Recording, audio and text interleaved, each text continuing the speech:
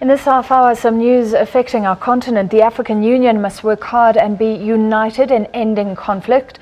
It also has to continue its efforts towards sustainable development, peace and security. These were just some of the messages delivered during the opening session of the 28th African Union Summit in Addis Ababa in Ethiopia.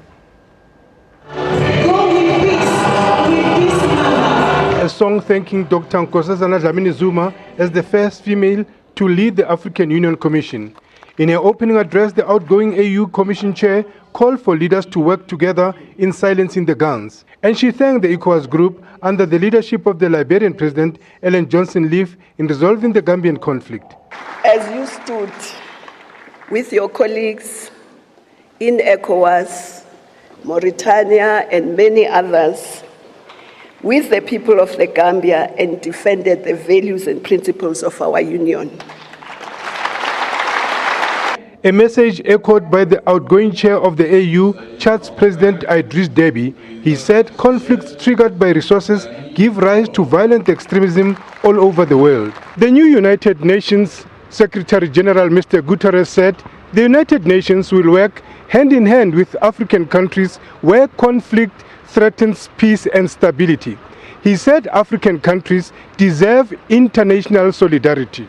Guterres said the UN was proud to be Africa's partner and has a lot to learn from Africa. You can count on the full support of the United Nations for all your efforts to strengthen national institutions, to maintain the rule of law, to ensure accountability, promote good governance, facilitate the peaceful transition of power, and prevent violent extremism. One of the issues which was under discussion during the retreat of the heads of state and government. I think it was a very important retreat in a manner that it helped us to look at the organization, turn it inside out, and say what is the best for the continent. Among other things that we discussed is a question of how the AU must work a system where it's going to be independent in terms of financial dependence. Meanwhile, the incoming chair of the AU, Guinea's President Alpha Condé, called on member states to unite, saying they were at the helm of the organization. A message welcomed by other heads of state. In Africa is what we are here for. Without that, we cannot develop Africa. So I'm glad that he is so committed. I think that is a long-time objective of all the members of the African Union, all Africans.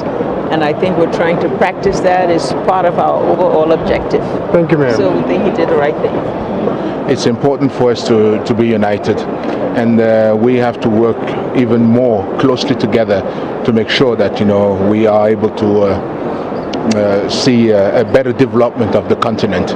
It's important to create a real African market. It's important for us to really focus on South-South cooperation, and I think this is what we are going to do in the future. There were also messages of support from Cuba and the Palestine, the two commending the AU's efforts in stabilizing the continent. The AU also welcomed the new heads of state. Lehana Tsotetsi, SABC News, Addis Ababa, Ethiopia.